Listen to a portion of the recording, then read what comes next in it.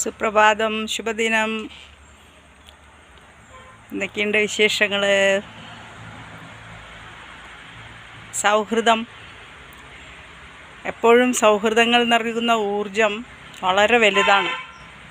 സത്യം പറഞ്ഞാൽ ഞാനൊക്കെ സൗഹൃദങ്ങളുടെ മൂല്യം മനസ്സിലാക്കിയത് ഈ കഴിഞ്ഞ കുറച്ച് അടുത്ത കാലഘട്ടങ്ങളിലായിട്ടാണ്. കാരണം മുൻപും സൗഹൃദങ്ങളുണ്ട്, പക്ഷെ നമ്മുടെ ജീവിതത്തിൻ്റെ നെട്ടോട്ടത്തിനിടയിൽ അതിലേക്ക് അങ്ങോട്ട് കൂടുതൽ ശ്രദ്ധ യൂന്നാൻ സാധ്യതയുണ്ടായിട്ടില്ല. നീണ്ട കാലത്തെ പ്രവാസ ജീവിതം എന്നെ ഒരു തരത്തിൽ ഒരു പരുക്കൻ സ്വഭാവമുള്ള വ്യക്തിയാക്കി തീർത്തു. അതും സൗദി അറേബ്യ പോലെയുള്ള ഒരു നാട്ടിൽ ഒരുപാടധികം നമുക്ക് ഇഷ്ടമുള്ള സ്ഥലങ്ങളിൽ ഇറങ്ങി നടക്കാൻ പോലും പരിമിതികളുള്ള നാട്ടിൽ നീണ്ട പ്രവാസം അത് കഴിഞ്ഞ് പിന്നെ നാട്ടിലൊക്കെ വന്ന് അടുത്ത കാലത്തായിട്ടാണ് കുറച്ചധികം നല്ല സൗഹൃദങ്ങളെ കണ്ടെത്താനായത്. പക്ഷേ ഞാൻ മനസ്സിലാക്കിയത് എനിക്കൊക്കെ അതൊരു കൂട് തുറന്നു വിട്ട കിളിയുടെ അനുഭവമായിരുന്നു. അപ്പോൾ വളരെ ഉത്സാഹത്തോടുകൂടെ ഒന്നും മനസ്സിൽ കരുതാതെ അങ്ങോട്ട് ഇറങ്ങി പുറപ്പെട്ടു. സൗഹൃദങ്ങളുടെ ഇടയിൽ അങ്ങനെ പൂത്തുലഞ്ഞ് വിഹരിക്കാനായിട്ട് അങ്ങോട്ട് തീരുമാനമെടുത്തു. അപ്പോൾ എൻ്റെ ഒരു മനസ്സിൽ സുഹൃത്ത് എന്ന് പറഞ്ഞാൽ അതാണാവട്ടെ പെണ്ണാവട്ടെ, നമ്മുടെ മനസ്സിലുള്ളതെല്ലാം പറയാനും നമ്മളെ കേൾക്കാനും നമുക്ക് തിരിച്ച് കേൾക്കാനും, നമ്മൾ പറയുന്നത് ദ്വയാർത്ഥത്തിലോ ദുരർത്ഥത്തിലോ ഉൾക്കൊള്ളാതെ സത്യസന്ധമായിട്ട് മനസ്സിലാക്കി നമ്മളെ വഴി തെറ്റിക്കാതെ നമ്മളെ നേർവഴിക്ക് കൈപിടിച്ച് നടത്തുന്ന നമ്മുടെ ചങ്ക്, അവരാണ് നമ്മുടെ സുഹൃത്തുക്കൾ. അത് ആൺ സുഹൃത്താവട്ടെ പെൺ സുഹൃത്താവട്ടെ ആരുമാവട്ടെ. വഴികളിൽ വ്യതിചലനം ഉണ്ടാവരുത്. നോട്ടങ്ങളിലും ഭാവങ്ങളിലും അർത്ഥതലങ്ങളിലും കലർപ്പുണ്ടാവരുത്. അത്രയും ആത്മാർത്ഥമായിട്ട് ആത്മാഭിമാനത്തോടെ കൊണ്ടു നടക്കാൻ പറ്റുന്നതായിരിക്കണം ഊർജ്ജസ്വലമായ സൗഹൃദങ്ങൾ. അത് നമ്മുടെ രാജ്യത്തിന് അതിരുകാക്കുന്ന വേലികൾ പോലെ നമുക്ക് അത്രയധികം സുരക്ഷിതത്വം തരുന്നതാണ് അത്തരം ബന്ധങ്ങൾ. എന്തിനും കൂടെ നിൽക്കും, ഏതിനും കൂടെ നിൽക്കും, ഏത് പ്രതിസന്ധിയിലും കൂടെ ഉണ്ടാവും.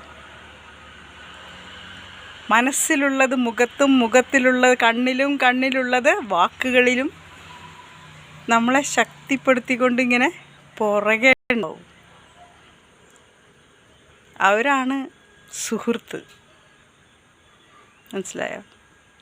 അപ്പോൾ മൂല്യം നഷ്ടപ്പെടുത്താതെ മൂല്യബോധത്തോടുകൂടെ ആർജവത്തോടുകൂടെ ബന്ധങ്ങളെ സുരക്ഷിതമായി കാത്തു നിർത്താൻ നമുക്ക് കഴിഞ്ഞാൽ നമ്മൾ ഒരിക്കലും ജീവിതത്തിൽ ഒറ്റപ്പെടില്ല. ജീവിതത്തിലെ ഒറ്റപ്പെടലിൻ്റെ തീഷ്ണത അനുഭവിച്ച ആളാണ് ഞാൻ.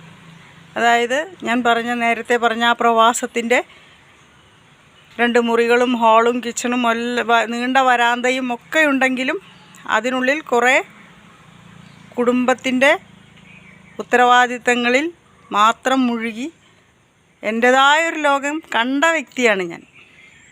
അപ്പോൾ അതിൽ നിന്ന് ഉൾക്കൊണ്ട പാഠങ്ങളും എന്നെ കരുത്താർജിക്കാൻ പ്രേരിപ്പിച്ചിട്ടുണ്ട്. പക്ഷേ ഒരു പരിധി കഴിയുമ്പോൾ നമ്മൾ കൂട്ടുകൂടണമെന്നേ.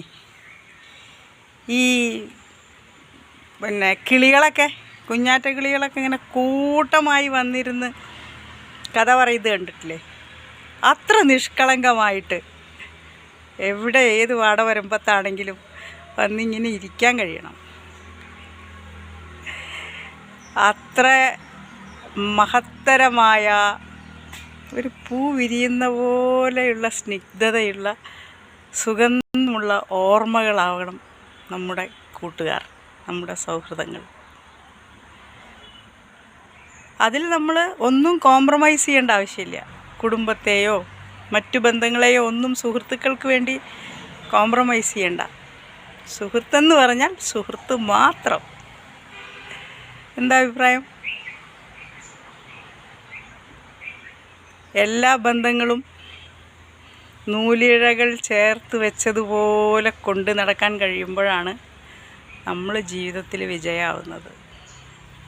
ഏറ്റക്കുറച്ചിലുകൾ വന്നേക്കാം. അവിടെ നമ്മൾ നമ്മുടെ അഹത്തെ കുറയ്ക്കുക. എവിടെ എത്തിപ്പെട്ടാലും കടന്നു വന്ന നാൾ വഴികൾ മറക്കാതിരിക്കുക. ഭൂമിയിൽ തൊട്ട് നിൽക്കുക. സ്വതന്ത്രമായ ജീവിതം, സമാധാനപരമായ ജീവിതത്തിന് വേറെ മുതൽക്കൂട്ടുകളൊന്നും ആവശ്യമില്ല. ഇഷ്ടപ്പെട്ടോന്ന് എനിക്കറിയില്ല. എൻ്റെ മനസ്സിലുള്ളത് ഇടയ്ക്ക് നിങ്ങളോട് വന്ന് പറയലൊരു സ്വഭാവമായതുകൊണ്ട് ഇതും കൂടി അതിൽ വരവ് വെച്ചോളൂ. നന്ദി, നമസ്കാരം.